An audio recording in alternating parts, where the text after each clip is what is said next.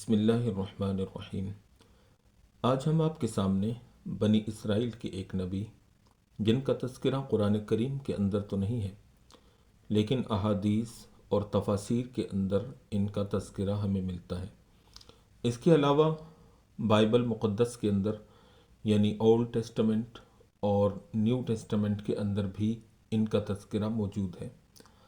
چنانچہ آج ہم جس اللہ کے نبی علیہ الصلاۃ والسلام کا تذکرہ کرنے جا رہے ہیں ان کا نام ہے ارمیہ علیہ الصلاۃ والسلام۔ آپ علیہ السلام بنی اسرائیل کی طرف مبعوث ہوئے۔ آپ علیہ السلام کی دعوت کے انکار پر اللہ نے بنی اسرائیل پر بخت نصر بادشاہ کو مسلط کر دیا۔ آپ علیہ السلام نے بخت نصر بادشاہ کو بھی اللہ کا پیغام پہنچایا۔ حضرت اسحاق بن بشر رحمۃ اللہ علیہ نے حضرت وہب بن منبہ رحمہ اللہ سے بیان کیا ہے کہ اللہ نے جب حضرت ارمیہ علیہ السلام کو بنی اسرائیل کی طرف بھیجا تو اس وقت ان میں بڑے بڑے حادثات رونما ہو چکے تھے اور وہ نافرمانیوں میں مبتلا ہو چکے تھے، حتیٰ کہ انہوں نے انبیاء علیہم السلام کو قتل بھی کیا۔ تو بخت نصر نے ان کو فتح کرنے کا ارادہ کیا اور اللہ تعالیٰ نے بھی اس کے دل میں ان پر حملہ کرنے کی بات ڈال دی، کیونکہ اللہ نے اس کے ذریعے ان سے انتقام لینا تھا۔ پھر جب اللہ تعالیٰ نے حضرت ارمیہ علیہ السلام کی طرف وحی کی کہ مجھے بنی اسرائیل کو ہلاک کر کے ان سے انتقام لینا ہے، لہٰذا آپ صخرہ بیت المقدس پر ٹھہر جائیں۔ صخرہ بیت المقدس کے اندر ایک چٹان ہے۔ اگر آپ نے کبھی بیت المقدس کا ماڈل دیکھا ہو تو اس میں ایک پیلے رنگ کا گنبد ہے، اس گنبد کے نیچے بالکل وہ پتھر اور صخرہ موجود ہے۔ آپ کے پاس میری وحی اور حکم نازل ہوتا رہے گا۔ حضرت ارمیہ علیہ السلام کھڑے ہوئے، انہوں نے اپنے کپڑے پھاڑ لیے، اپنے سر پر مٹی ڈال لی اور سجدے میں گر گئے اور کہا کہ اے پروردگار، میں چاہتا ہوں کہ میری ماں مجھے جنم نہ دیتی، کیونکہ تو نے مجھے بنی اسرائیل کے انبیاء میں آخری بنایا ہے اور بیت المقدس کی بربادی اور بنی اسرائیل کی تباہی میری وجہ سے ہوگی۔ اللہ تعالیٰ جل شانہ نے فرمایا کہ اپنا سر سجدے سے اٹھائیے۔ آپ نے سر اٹھایا اور روتے ہوئے عرض کیا کہ اے اللہ، تو ان پر کس کو مسلط کرے گا؟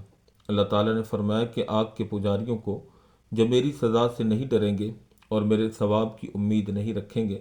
اے ارمیہ، کھڑا ہو اور میری وحی سن۔ میں تجھے تیری اور بنی اسرائیل کی خبر دیتا ہوں۔ میں نے تجھے پیدا کرنے سے پہلے ہی چن لیا، میں نے تجھے اس سے پہلے ہی مقدس کر دیا کہ میں تیری ماں کے رحم میں تیری تصویر بناتا اور تیری ماں کے پیٹ سے نکالنے سے پہلے تجھے پاک کر دیا، تیرے بالغ ہونے سے پہلے تجھے خبردار کر دیا، جوانی کی عمر کو پہنچنے سے پہلے تجھے منتخب کر لیا، عظمت والے کام کے لیے تجھے پسند کر لیا۔ بس بادشاہ کے ساتھ کھڑے ہو جاؤ اور اسے درست رکھو، اس کی رہنمائی کرو۔ تو آپ علیہ السلام بادشاہ کے ساتھ رہ کر اس کی درست رہنمائی کرتے رہے۔ آپ پر اللہ کی طرف سے وحی نازل ہوتی رہی، حتیٰ کہ بڑے بڑے حادثات پیش آئے اور وہ ان چیزوں کو بھول گئے جن کی بنا پر اللہ تعالیٰ نے ان کو ان کے دشمن سخاریب اور اس کے لشکروں سے نجات دی تھی۔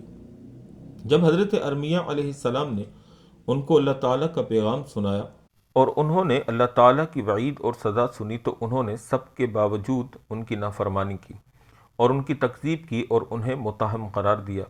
کہنے لگے، تم جھوٹے ہو، تم نے اللہ پر بہت بڑا بہتان لگایا ہے۔ کیا تو کہتا ہے کہ اللہ تعالیٰ اپنی زمین مساجد کو اپنی کتاب، عبادت اور وحدانیت سے خالی چھوڑ دے گا؟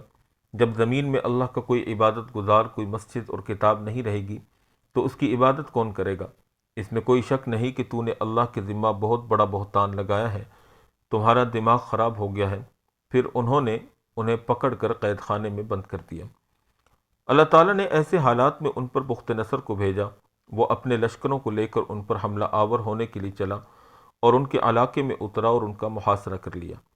اسی کے متعلق اللہ رب العالمین نے ارشاد فرمایا، فجاسوا خلال الدیار، وہ کیا، لڑائی کے قابل مردوں کو قتل کر دیا، قلعوں کو تباہ و برباد کر دیا، عبادت خانوں کو گرا دیا، تورات کے نسخے جلا دیے۔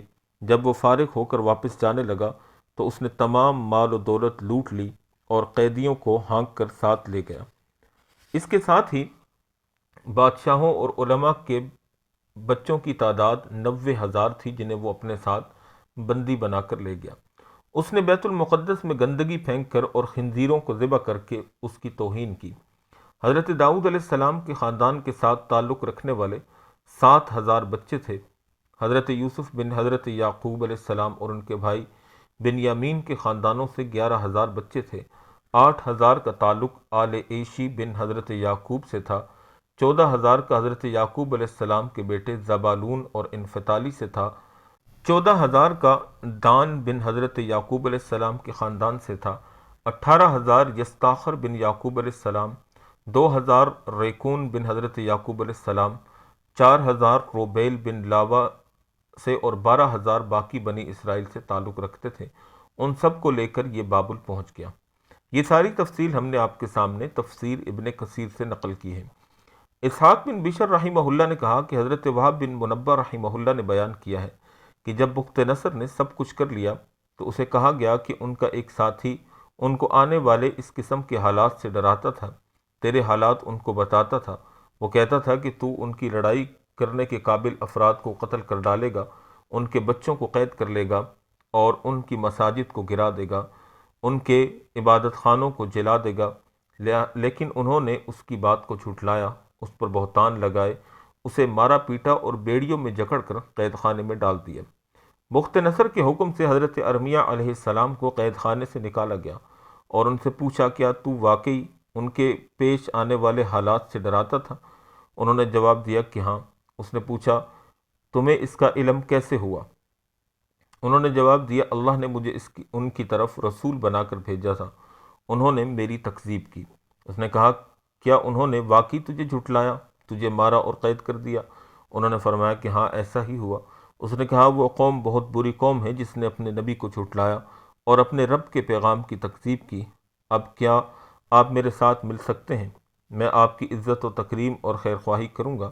اگر آپ پسند کریں تو میں آپ کو آپ کے علاقے میں ہی چھوڑ دوں اور آپ کو امان دے دوں۔ حضرت ارمیہ علیہ السلام نے کہا کہ میں اس وقت سے اللہ کی پناہ میں ہوں جب سے میں اس کی اطاعت اور فرمانبرداری سے خود نہیں نکلا۔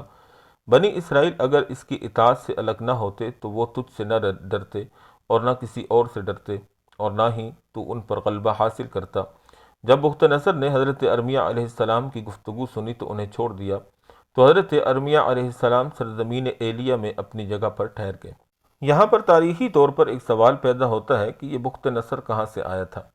ہشام بن محمد بن صائب کلبی رحمہ اللہ کہتے ہیں کہ بخت نصر فارس کے بادشاہ کی طرف سے اہواز اور روم کے درمیانی علاقے کا بادشاہ تھا۔ اسی نے بلخ نامی شہر آباد کیا تھا جس کو خنسا کہا جاتا ہے۔ اس نے ترکوں سے لڑائی کی اور ان کو تنگ جگہوں پر دھکیل دیا۔ جب وہ شام میں آیا تو دمشق والوں نے اس سے صلح کر لی۔ یہ بھی کہا گیا ہے کہ بخت نصر کو بھیجنے والا فارس کا بادشاہ بہمن تھا، جس کا زمانہ بشتاسب بن لہراسب کے بعد کا ہے۔ بخت نصر کو بھیجنے کی وجہ یہ تھی کہ بنی اسرائیل نے اس کے قاصدوں پر ظلم کیا تھا۔ بنی اسرائیل کا حضرت ارمیہ علیہ السلام سے پھر دعا کے لیے حاضر ہونا۔ چنانچہ ظلم میں پسے ہوئے بنی اسرائیل کے باقی ماندہ لوگ حضرت ارمیہ کے پاس جمع ہوئے۔ انہوں نے کہا کہ یقیناً ہم نے برا کیا اور اپنے اوپر ظلم کیا۔ اب ہم اللہ سے اپنے گناہوں کی معافی مانگتے ہیں۔ آپ اللہ سے دعا کریں کہ وہ ہماری توبہ قبول کرے۔ انہوں نے اپنے رب سے دعا کی تو اللہ تعالیٰ نے ان کی طرف وحی کی کہ میں ایسا نہیں کروں گا، اگر وہ توبہ کرنے میں سچے ہیں تو وہ تیرے ساتھ اس شہر میں مقیم ہو جائیں۔ حضرت ارمیہ علیہ السلام نے ان کو اللہ کے حکم کی اطلاع دی تو وہ کہنے لگے کہ ہم اس شہر میں کیسے آباد ہو سکتے ہیں، یہ تو تباہ و برباد ہو چکا ہے۔ اللہ تعالیٰ اس کے باسیوں پر ناراض ہوا ہے۔ انہوں نے وہاں ٹھہرنے سے انکار کر دیا۔ امام کلبی کہتے ہیں کہ اس دور سے بنی اسرائیل مختلف علاقوں میں منتشر ہو گئے، کچھ حجاز میں، کچھ یثرب میں جس کو آج کل مدینہ کہا جاتا ہے، اور کچھ وادی القریٰ میں آباد ہو گئے، اور چند لوگ مصر کی طرف چلے گئے۔ یہ ساری کی ساری تفصیل ہم نے آپ کے سامنے تفسیر ابن کثیر سے بیان کی ہے۔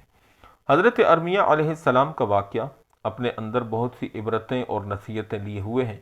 اگر کوئی سمجھنا چاہے تو یقیناً اس کے اندر بہت ہی اللہ کی طرف سے سبق آموز واقعات ہیں کہ کس طرح اللہ اور اس کے رسول کی نافرمانی دنیا اور آخرت دونوں میں تباہی اور ذلت کا سبب بنتی ہے۔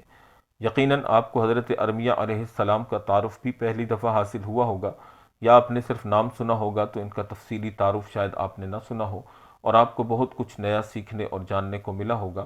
اگر آپ کو ہماری یہ ویڈیو پسند آئی ہو تو ہمارے چینل کو سبسکرائب کر دیجئے گا اور اپنے دوست و احباب میں شیئر بھی ضرور کر دیجئے گا، اور کمنٹ سیکشن میں اپنی رائے کا اظہار بھی ضرور کیجئے گا۔